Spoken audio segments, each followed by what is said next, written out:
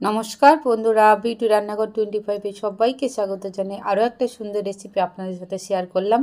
ভিডিওটি স্কিপ না করে সম্পূর্ণ দেখতে থাকুন। একদম নতুন রেসিপিটার জন্য প্রথমে আমি কড়াইতে দিয়ে দেবো পরিমাণ মতো জল, আর এখানে আমি অ্যাড করে দেব সামান্য নুন, আর দিয়ে দেব এখানে আমি 1 চামচের মতো চিনি।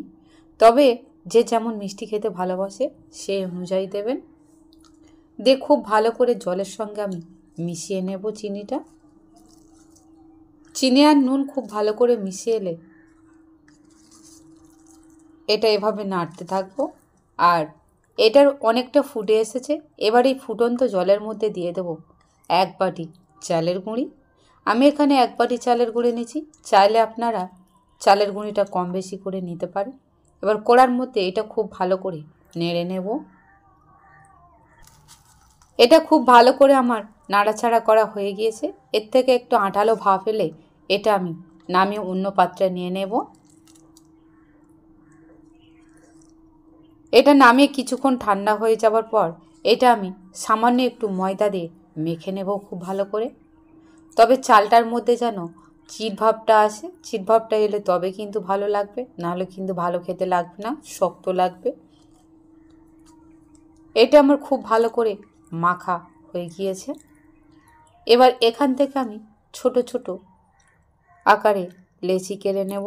আর এটা কিন্তু খুবই নরম, আর আপনারা দেখতে পাচ্ছেন আমি কতটা নরম করে বানিয়েছি। আর মধ্যখানটা একটু ফদল করে এর মধ্যে আমি একটা করে কিশমিশ দেব। আমি এখানে কিশমিশ দিচ্ছি, আপনারা চাইলে এখানে বাদামও ইউজ করতে পারেন, চেরিও ইউজ করতে পারেন। এখানে আরও একটা বানিয়ে আপনাদেরকে দেখিয়ে দেব। একদম সহজ পদ্ধতিতে এই পিঠেটা বানিয়ে দেখাবো, আর খেতে কিন্তু দুর্দান্ত। এভাবে আমি সবগুলো বানিয়ে নেব। আর এভাবে আমার সবগুলো বানানো হয়ে গেছে, একদম রসগোল্লার মতো লাগছে। চলে যাব আমি নেক্সট স্টেপে। এবার কড়াইতে দিয়ে দেবো পরিমাণ মতো দুধটা দিয়ে খুব ভালো করে আমি নাড়াচাড়া করে নেব। আর বাটিটা ধুয়ে কিন্তু আমি একটু জল দিলাম। এটা খুব ভালোভাবে ফুটে এলে এখানে আমি অ্যাড করে দেব পিঠাগুলো। এটা খুব ভালোভাবে ফুটে এসেছে আর অনেকটাই গাঢ় হয়ে এসেছে। এবার এখানে যে পিঠাগুলো আমি বানিয়েছিলাম সেগুলো এখানে অ্যাড করে দেব। পিঠাগুলো অ্যাড করে দিয়ে কিন্তু আমি দুধের সঙ্গে সেদ্ধ করে নেব। এবার এখানে আমি অ্যাড করে দেবো আরও 1 চামচ চিনি। আমি জলের মধ্যে 1 চামচ চিনি দিয়েছিলাম, আর দুধেতে 1 চামচ চিনি দিলাম। আবারও বলছি, এখানে যে যেমন মিষ্টি খেতে ভালোবাসে সেই অনুযায়ী দেবেন। এটা খুব ভালো করে দুধের সঙ্গে ফুটিয়ে আমি পিঠাটা সেদ্ধ করে নেব। আর আপনারা দেখতেই পাচ্ছেন আমি কীভাবে ফোটাচ্ছি। এটা এভাবে নাড়াচাড়া করে দুধের সরগুলো এর সঙ্গে মিশিয়ে নেব। খেতে কিন্তু আরও ভালো লাগবে। চাইলে আপনারা এখানে কেশরটাও ব্যবহার করতে পারেন টেস্টের জন্য। এটা খুব ভালো করে আমি দুধের সঙ্গে সেদ্ধ করে নিয়েছি পিঠেটা, আর এটা হয়েও গিয়েছে।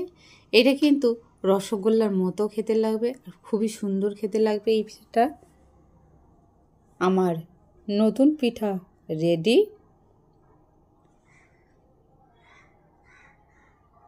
এবারের উপর থেকে আমি দুধটা দিয়ে দেব, আর দিয়ে দেব সাজানোর জন্যে একটু কিশমিশ।